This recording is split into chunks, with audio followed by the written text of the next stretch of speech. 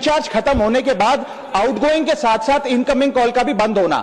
Sir जब prepaid plan expire होता है या मोबाइल रिचार्ज की वैलिडिटी खत्म होती है तो आपकी आवाज बंद कर दी जाती है, फोन मेरा, सिम कार्ड मेरा, नंबर मेरा। तो सर रिचार्ज खत्म होने के बाद आउटगोइंग कॉल बंद होना समझ आता है, लेकिन इनकमिंग कॉल बंद होना सरासर मनमानी है।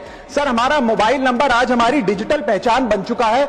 एसेंशियल कम्युनिकेशन जैसे कि UPI payment, banking, OTP, train ticket OTP, PAN Aadhaar authentication, interview का कॉल, हॉस्पिटल का कॉल, मां बाप का गांव से कॉल, तमाम चीजें इनकमिंग कॉल और इनकमिंग एसएमएस से आती है और वो इसलिए बंद कर दिया जाता है कि इंसान एक रिचार्ज कराना भूल गया।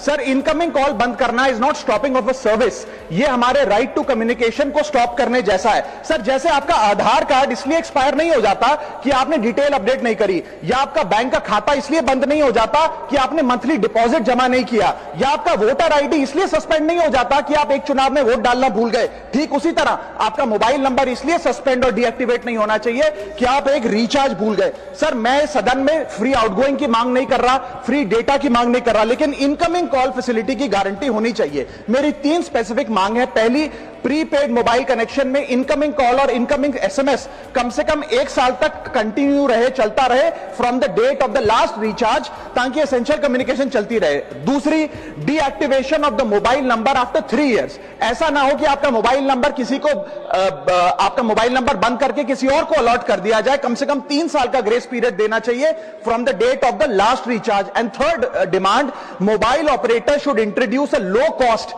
Incoming only plan. वो लोग जो सिर्फ इनकमिंग के लिए फोन रखते हैं उनके लिए, जैसे कि 10 रुपए में 180 दिन की इनकमिंग कॉल की फैसिलिटी, इस प्रकार की स्कीम्स मोबाइल ऑपरेटर को लानी चाहिए। दूसरी समस्या जो प्रीपेड कस्टमर्स फेस करते हैं वो है टेलीकॉम ऑपरेटर का 28 दिन का मंथली रिचार्ज।